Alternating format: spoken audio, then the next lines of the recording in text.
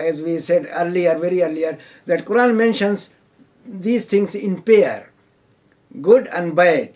Desire for good and desire for bad, both are there.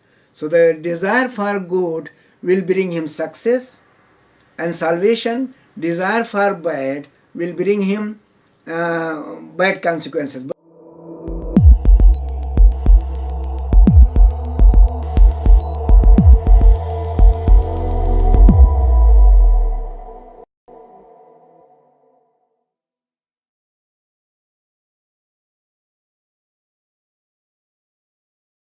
There was this point about where you said that the desire of a person, the craving of a person is the most destructive thing for a human being. But what about what Sufis try to encourage, craving for Allah? No, of course, desire is to be divided.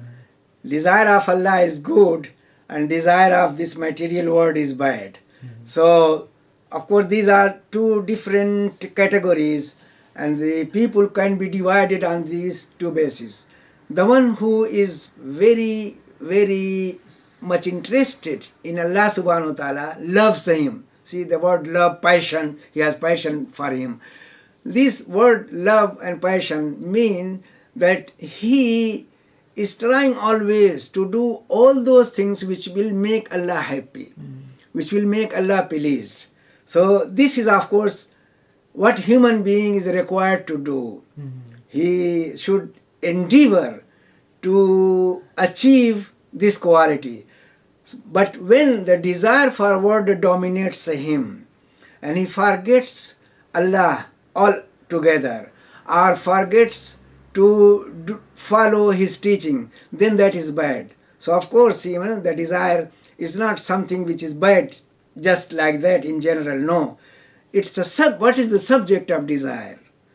Where desire is falling, does it lead the man? He desires good thing or he desires bad thing. If, as we said earlier, very earlier, that Quran mentions these things in pair, good and bad. Desire for good and desire for bad, both are there. So the desire for good will bring him success and salvation. Desire for bad will bring him bad consequences. But there is another thing also, remember. Allah is so merciful, and our Prophet was a source of mercy for the whole universe. So the hadith said that intention of a person to do something good brings a good reward. A good reward is written in his account by only intention. He has not done it. Only intention brings a good reward. But if he does it, the minimum he gets is 10%, tenfold more. So this is how Allah adds to the good acts of human being. But if he intends to do something bad, and then he doesn't do it, nothing is written for him. If he does, it is only one sin recorded in his account.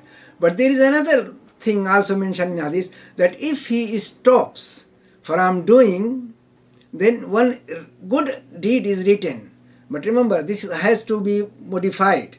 If he stops by his own will, by his own intention, not from any external pressure, but he decided to refrain, not to commit that sin, then he deserves to get a reward.